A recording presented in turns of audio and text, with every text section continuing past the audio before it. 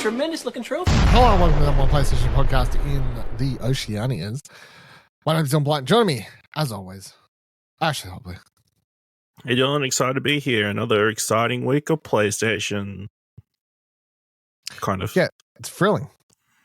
Absolutely thrilling. Absolutely riveting. I've got one story that's a rumor about the PS5 Pro and another story about them not being able to sell PSVR. Riveting. Yep. That's what we want to hear. What a week for PlayStation. Could be worse. That's true, could be worse. Also, Rise of Ronin, everyone listening, obviously this comes out Wednesday. The reviews for that are out Thursday. Thursday, yeah, like morning. Something like that. 9 p.m. I want to say off the top of my head. 9, okay, yeah. So yeah, at night. Anyway, I'm going to be honest. No way I fucking finish that game. So if you want to read a review, it probably ain't going to be them. Yeah, I need to split the two people. You know, split. One goes to the day job. The other goes to the home job. yeah. Well, you just need to get games much earlier. Yeah. Even that, They're like, it's not a oh, solution. a week and a half. Surely that's enough time. If this is your full-time job, Can you say how long you've played? No, I don't think I can. But it's more than the 2 hours that you originally played? Oh, I played a little bit more, but like not enough. Oh, a little bit more. Okay, Yeah. well then that sounds like it's on you a little bit. I mean, it's a combination of being on me and having other stuff to do. That's true. Fucking hell. I get that. Anyway, based on my preview, buy it maybe? Yeah. I don't know if we discussed this during that preview. What do you think of it graphically? Oh, I think it's fine. Yeah. I've seen a lot of people upset that obviously it's not AAA high graphics, need to play this in performance mode so it looks fantastic kind of game. It's pretty basic. Well, basic sounds to me. It's fine. It doesn't look bad. It's not Ghost of Tsushima, right? It's not AAA going for that cinematic, beautiful, open world, drag away. It's fine. Mm-hmm. It's got artistic License. Oh, Choices. well, no, that's like it's definitely got artistic direction, I guess. Like good artistic direction. But like if you're saying I want massive AAA graphics, it's fine. Animation's good for the characters and everything. Like I don't know. I got no complaints. I saw a tweet, I think today or yesterday, that said realism is holding the games industry back. I think it's accurate. What the chase for realism? The chase for realism. Yeah. It's so funny to me because people like do this for ages, and then one of the most played games from when was it, a year or two ago? I can't remember. Time's fucking blue. But one of my most played games was whatever year Vampire Survivors came out, right? Game looks like shit. Yep. Game looks like ass. One of the best games of the year. Who gives a fuck? Like, and I mean, if you take any screenshot of that game out of context, if you've never played Vampire Survivors, it's just like, what am I looking at? Like, this just looks like someone drew something in paint. So yeah, who gives a fuck? I understand if you're going for a cinematic flair, like if you say you're Red Dead Redemption, right? You're The Last of Us, I feel like those games looking as good as they are is part of that cinematic chase. However, does every game need to have that level of quality if your pitch for your game is a more gameplay focused or a feel? No. Okay. That's what I'd say to that question. Statement. All right, let's jump into a couple weeks. This week's news stories. So, firstly, PlayStation Plus game catalog for March is being posted. All playable on March 19th. Guess what? That's now. If you're listening to this, PlayStation Extra and Premium game catalog. You're getting NBA 2K24 Kobe Bryant edition. Kobe. Marvel's Midnight Suns. Resident Evil 3. Lego DC Supervillains. Mystic Pillars remastered. Blood Bowl 3. Super Neptunia RPG, Dragon Ball Z Kakarot. The asterisk on this is the PS4 version of Dragon Ball Z Kakarot is already playable. but this is the PS5 version. PlayStation Premium / Classic games. Jak and Daxter: The Lost Frontier. Cool Borders. God Eater Burst. Phoenix Wright Ace Attorney Trilogy. JoJo's Bizarre Adventure All-Star Battle R. And they also announced that starting April 1st, My Hero Academia Season 1 will be streaming for free on PlayStation. Sony Pictures Core. If you've got a premium / deluxe membership. So that's anything stand out from the picks of this month? Well, I would highly recommend playing Marvel's Midnight Suns. Fantastic game. If you've got a ton of free time to devote. I was going to say, if you got like 80 hours free alongside Final Fantasy, a bunch of that to devote a bunch of time. Yeah. And then also, I'm sure, Phoenix Wright Ace Attorney. That'd be really good. And I'll probably end up playing NBA 2K at some point. Have you played it or no? No. Not the 24 version. Oh, I reckon that's way different to 23. So I can't wait to hear your thoughts. Well, yeah. This one's got slightly different colors. Oh, I don't even reckon it's anywhere near the same. So yeah, I reckon. Can't wait, David. My picks would be Jak and Daxter: The Lost Frontier. What's that one? Lost game. So this is like Jak and Daxter 4, basically. This was released on PSP, but it was like a. But it's not the Daxter one. No. This was there was a PSP Daxter game, but this is a PSP Jak and Daxter game, but like a full, like the two of them adventure, which sort of served as the fourth game. Can we read into them announcing this game in any way? No. Is this a sign of things to come? No, if I did, I would assume that I'm getting a siphon filter soon, since they put all three of those now on. Maybe we'll. I feel like they're just putting some. I mean, this is again. So like, I downloaded that. I started playing that Resistance PSP game. I'll probably download and start playing this as well. Whether or not I finish any of these games is to be said, but I definitely have a soft spot for like all these PSP games that I loved and played a lot. And I played a lot of. I love the PSP. PSP was great. I just haven't had a way to ever. I would actually say weirdly, and this may be because even though the PSP is not as old as the PS1 or anything, but because the PS1 games have been available on PS3 as PS1 classics, PSP as PS1 classics, the PS1 fucking box thing they put out, right? The ability for these PSP games is more nostalgic to me, even though it's not as old, if that makes sense. Because of the lack of ability to play these games. The same thing for a lot of PS2 games, I reckon. So your lack of ability to play something makes it more nostalgic? Yeah. So you wouldn't be nostalgic for Super Mario Brothers because you could still play it right now? No. Well, no, it's not the lack. It's just the like the PS1 games. I've had the ability. Are you nostalgic for Multiverses because you haven't played it, been able to play it for a year? Not old enough. No. I'm getting nostalgic. It's not a real thing. It's not a thing. Like if I'm telling you right now, like if they put out like the first person shooter Black PS2 game, right? That'd be cool. If they did a remaster of like the first Killzone, that would be cool, right? So there's a bunch of say if they put on Third Birthday Parasite Eve PSP game, that would be cool. I got lots of PS2 games. I got lots of PSP games that I would love to see come across that I'd easily download just to try again. But PS4 games, it's like they're there. PS1 games, unless they're ones that I haven't had as a PS1 classic on the last 10 years, then it's probably not going to do as much. Like Cool Borders, right? I've had Cool Borders. Cool Borders was a PS1 classic. I had it. I paid $8.95, $9.95, whatever it was, for that game on PS3 when it was a PS1 classic. And I played it on PS3 and my PSP because you could access it. If you bought it once, you could buy it on both platforms. That's what I'm saying. It's not nostalgic because like I've had that. I got that initial nostalgia hit when I purchased it when they were first available on PS3. And My Hero Academia. Have you not watched that show before? I have. I'm just saying that's a good pick. Yeah, I mean, it's a good way to get people into the series and like, oh, how can I keep watching? Oh, this other streaming service that you've got with a bunch of anime in it that I need to subscribe to.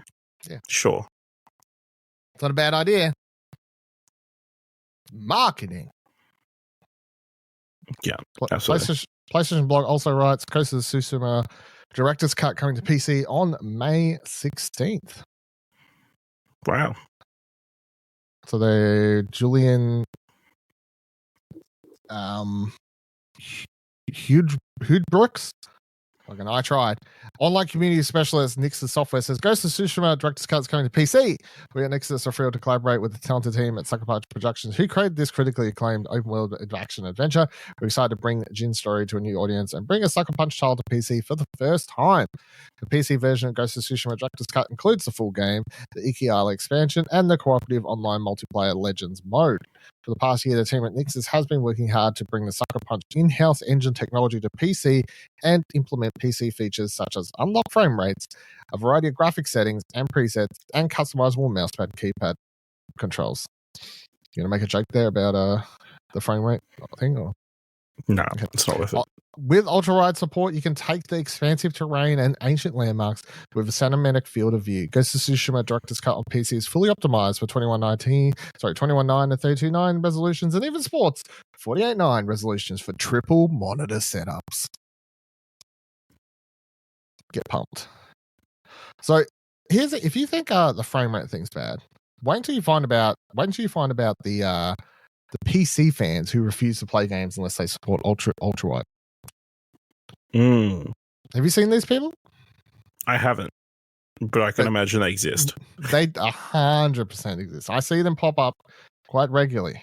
You know, they'll read the notes for a game, and if it says no support for ultra wide, they're like, "Nah, not playing your shit game. No support for ultra wide."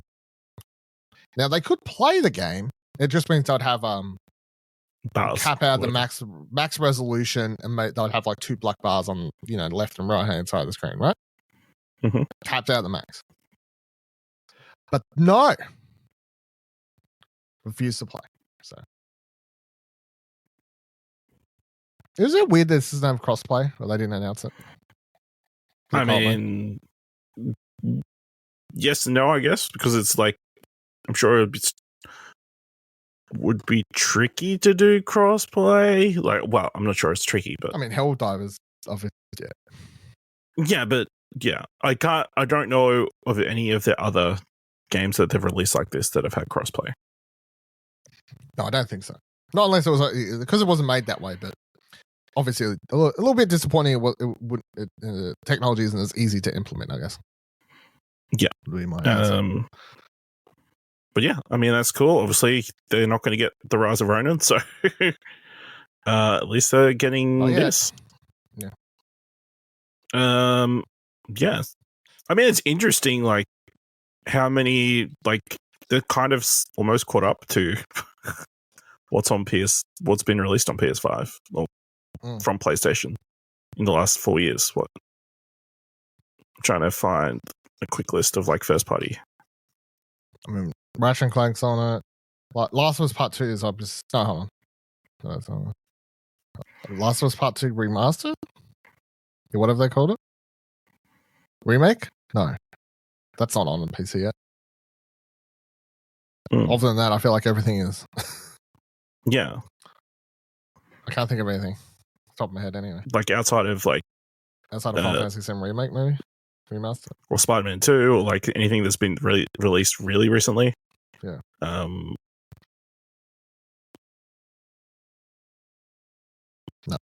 Yeah. They're porting games faster than they can make them. Yeah, potentially. Yep. All right. Sony has reportedly paused production of the PlayStation VR2, writes Presto. Bloomberg's Takashi Mochizuki has reported that production of PlayStation VR2 headset has been put on hold as the company attempts to clear its inventory of unsold units, with over 2 million reportedly produced to date, according to the outlet's anonymous sources.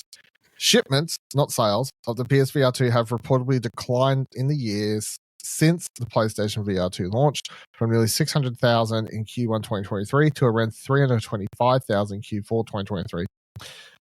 The high price of VR hardware acts as the main hurdle for its expansion, says Macquarie analyst Yuja Hai, as quoted in Bloomberg's piece. Continuing, he said, currently there are limited games that support VR devices, and that will also lead to lack of motivation for players to purchase VR hardware. This limited content has also been the reason the development cost for VR games is substantially higher than normal titles. End quote. The news comes as PlayStation announced the closing of its London studio last month as part of a wider round of layoffs, with the studio having been one of the more prolific first-party developers of content for PlayStation VR1, and then moved over to working on a non-VR multiplayer title for PS5. The news isn't all bad, with the VR market expected to grow on average 31.5% per year between 2023 and 2028, especially off the backs of devices like Meta Quest 3 and Apple Vision Pro. And PlayStation also recently announcing that it's working on PC support for PlayStation VR2, which will open up a load of potential both in a vast new library for PSVR2 owners, as well as the option of one of the most feature-complete and comfortable VR headsets on the market for PC players. What do you make of this news? I mean, probably a smart decision. I mean, if sales are being dramatically less than if the number of units being sold is dramatically less than the number of units being made at the time, it's not a smart decision to keep making them. Yeah. So put a pause on it. Save those chips for something else. Dyson vacuums. Until you sell kind of the backlog of units you've already made, or even wait and you can iterate. You can do a new version, like a slightly altered, like how they do like new versions of the PS5 and that kind of stuff, like that was slightly different. No, like very small change, like it weighs a little bit less. The non-announced ones, and people are like, oh, it's SH 1.00012. Yeah. Version 0.005 or whatever. And that kind of stuff, So, do you reckon the coming to PCE could make a huge change? Potentially. I mean, it all comes down to how it's implemented in the PC ecosystem, how easily it is to play non-PSVR games, potentially. That's the big question. It just depends on interface and like that kind of stuff. If I can use PSVR to plug it into a PC and play Half-Life Alyx with that headset, as long as your PC is capable, powerful enough to run it, of course, is the. I guess, yeah. Again, it's a matter of like how, because obviously Half-Life Alyx was specifically for that VR unit and that VR controller. I played Half-Life Alyx just by plugging a Meta Quest 2 into my PC, and it still worked. So, yes, it was designed around the Steam Index as the main platform, but any VR platform that could hook up to Steam and is capable, and Steam recognizes it, it'll run. So then it is, are they working on getting PSVR2 recognized via Steam? If so, I think that makes a huge difference for the headset. So it's not going to help people who don't have a powerful enough PC to run VR games, because obviously that's the big helpful thing with PlayStation is like you can run a lot of VR games for, like a PlayStation costs a lot less, a PS5 costs a lot less than a VR compatible PC. It's the thing. So, all right, talking about PlayStation 5 Pro. Let's go over I nearly didn't. I was like umming and ahhing whether or not this is. I don't know. Bother talking about this, but it's been making rounds, obviously. So I got two versions of the story here. Start with this one. All of this is coming from Insider Gaming, but it has stirred up the internet the last week, I think, a bit. I've seen that everyone nearly report on this. So everything we're about to say, take off against fault. Insider Gaming writes, Insider Gaming can confirm that the leaked PS5 Pro specs leaked earlier today are real, and the PlayStation 5 is still tentatively targeting a 2024 holiday release. Speaking with sources who wish to remain anonymous because they were not authorized to talk about company plans, we can confirm that leaked documentation from YouTube channel Moore's Law is Dead is real, despite the criticism of the leaker and the leak specs. Insider Gaming can confirm that documentation leaked is from the PlayStation developer portal, which was sent out this week to a wider band of third-party developers.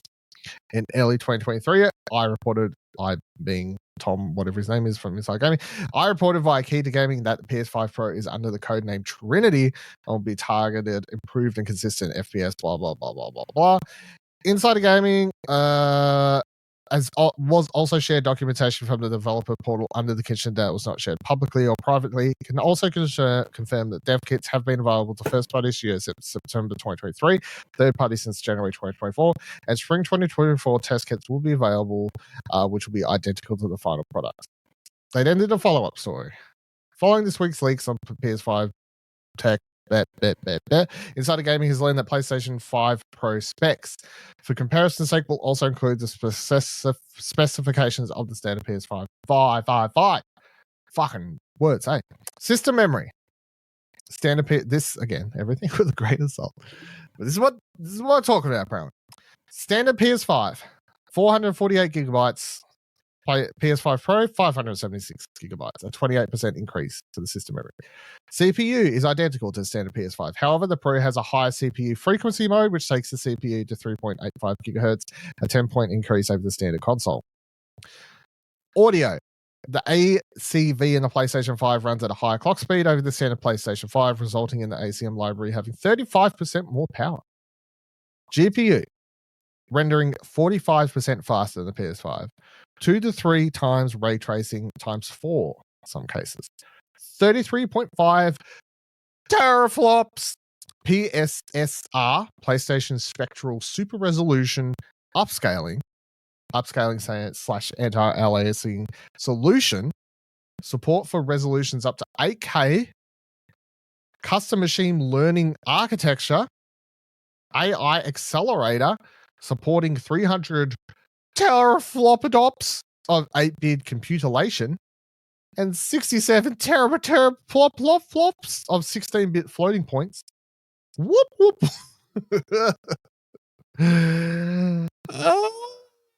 It's also blah blah blah. I don't know. What do you make of this? Real number. Listen, I lost interest like halfway through.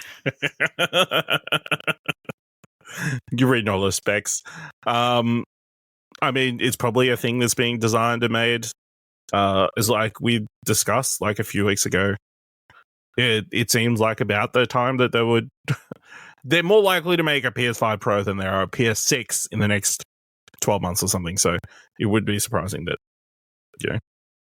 I think as long as it has more hard drive space, it's a little bit faster, and a little bit smaller, I think people will be happy in general.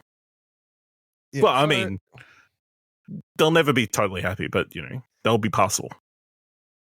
They don't mention the hard drive, so fucked if I know. I think if this is real, which it is real, hold on. A PS5 in general is definitely something that's going to release. That's I think PS5 Pro. PS5 Pro, sorry. Releasing 100%, 110%. Is this the PS5 Pro? I don't know. But a lot of people seem to believe it is. And it sounds about right for this stage of the lifetime of the PS5. 45% faster rendering. That's massive. 2 to 3 to 4 times increase in ray tracing. That is massive. The addition of I mean, that just sounds too good to be true, right? So it does. And also the inclusion of a new technology, which is the PSSR, the PlayStation Spectral Super Resolution upscaling. That's the big thing to me if that's real. Because that basically, like, depending on what you play on PC and stuff like that, that's like DSSL that's NVIDIA or AMD's technology, whatever AMD call theirs. That's a difference maker for PC gaming these days. These like technologies that are able to basically get stuff to run and look better using more or less AI technology to sort of trick it. And if PlayStation's created a custom one, that's the standout point to me. And this custom machine learning and AI accelerator and all. I mean, it all sounds like things that are probably real, but this sort of nearly like it really seems like a much bigger iterative than the PS4 Pro. You know, to the point that I feel like it may these consoles, the midline ones, they always seem like they ride a fine point of pissing people off because games won't run nearly as good on them or not and stuff like that. This seems like this will be that stage of people, you like, let's say you review a game on the PS5 Pro, you really got to make sure you mention that shit, because when you're saying I had no issues and it looks fantastic, and then someone else goes to play it on a normal PS5 and they're like, man, oh, I have these issues that you didn't. I can see that happening if this is true. That's my only worry. Like, not that it's be the end of the world if it is true, because obviously PC games are reviewed on all sorts of hardware and whatever else, but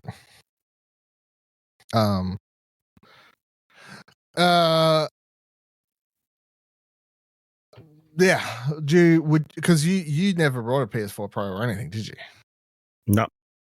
And you wouldn't buy this, would you? Probably not. Just the effort of like taking the effort. Yeah, it's just the effort. The effort required. The effort required to. Also with the money.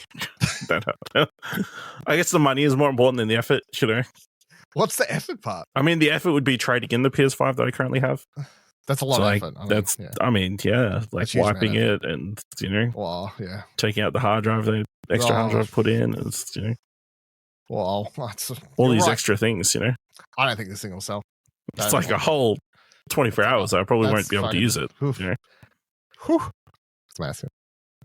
I'm going to tell you right now, if this is real and based on those specs, this thing is must buy. In my opinion. I mean, yeah, if it is a dramatic improvement on what we have currently, sure. I just have my... I'm skeptical that it's going to be this much of an improvement. The rendering 45% faster, I don't think does... I think that's a flex number that doesn't really mean much. PlayStation renders pretty fast, right? You don't know shit. Okay? But that... I just feel like this, with the AI technology and the PSSR, that has the potential to do everything that they've been trying to promise since the PS5, potentially, which is ray tracing plus 60 frames. Which, if it can finally deliver, like on higher end games, that's the big difference maker.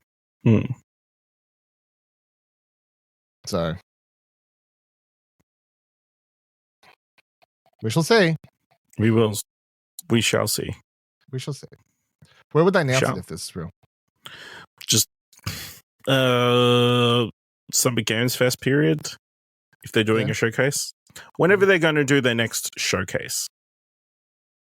I don't think PlayStation do showcases, right? They just hate doing showcases these days. They do showcases that are not well received lately, but I mean, you would assume they'd want this out before the Christmas period, right? If they're releasing it this year, right? Yeah, well, they say they're it's a holiday period, right? Yeah. Yeah. So hypothetically, you'd want to at least announce it before halfway through the year. So yeah, Summer Games Fest period. They got the Future of Gaming Showcase or whatever. They announce it there. I'll pre-order it. Did I tell you did I tell you I was all in on the Nintendo Switch follow-up coming out this year that I already started saving money for it? I think so, even though obviously it's been delayed to next year by all reports. But no, they can't, because I already set up an automatic. Let's see how much money I've got in this. Because I just set up like in my bank, you know, like a separate, like I named it. Let's see. How much up here? And what date did I set it to? Nintendo Switch 2. All right. So I set a goal of $800 by. All right. So I started this in November. Yep. And I've got $234 in here. And I'd set a goal of $800 by 30th of June. Okay. Because I don't know. Well, at least you'll have that money put aside. Now, if they don't, for when it comes out next year. Yeah, then I'll use that money for the PS5 Pro. My moral or you just need to set another one. True. The moral of the story here, kids, is save. You know, plan ahead. If you think a console's going to come out, start saving now. Because what's the worst? You got that money to use for something else. You know, I got another one in here. You know what it says? Just to go over all my savings accounts in here. Sure. Want to guess what my other one is? What else should I be saving for later in the year, Ash? PAX. Correct. I have one here that says PAX and South by Southwest 2024. Got 6 months, 12 days to go. I set a goal of $3,500. You close? No, I've only got like 1,000 something. Okay, well, you're closer than. Well, I guess 200 is. You're further along than the Switch. Yeah. I don't know if that's a good amount. I feel like that's just I think I said an amount hotel and planes, and then I think that's a fair amount. Yeah, and then blow my credit card on drinks. I don't know. Yeah, that's that's a good plan. Anyway, yeah, don't get a credit cards, kids. Save your money. Plan ahead. Right? Who knows what can happen? Join ANZ Plus and use this code. Fuck, do I have a code? I would feel bad putting out. I actually do, but yeah, I'd feel bad. Hey, fuck. They keep sending those referral emails. It's true. I didn't realize that you're on ANZ Plus too. Yeah. Yeah, that's where I've got all those things set up. Yeah. It's good, right? Yeah. They got good. Just put that money aside and you get interest every. They got good interest on them. You know, fine, good. Not good for homeowners, but good for savers. Yeah, I put all my money in there pretty straight. Anyway, welcome to Finance Talk here on Platinum Explosion. All right, thank you for listening to this week's episode of Platinum Explosion and Finance Talk from ExplosionNetwork.com. Let us know any comments, questions, concerns, if you want that ANZ code or not, by tweeting us or joining our Discord, ExplosionNetwork.com/Twitter, ExplosionNetwork.com/Discord. And if you'd like to support us and our ANZ bank accounts, you can do that by heading on over to ExplosionNetwork.com/support. Take you to our Ko-fi page. You can donate as little as $1. That will go not into that account. It'll actually go into a different account, but it's fine. And until next week, remember, every trophy counts.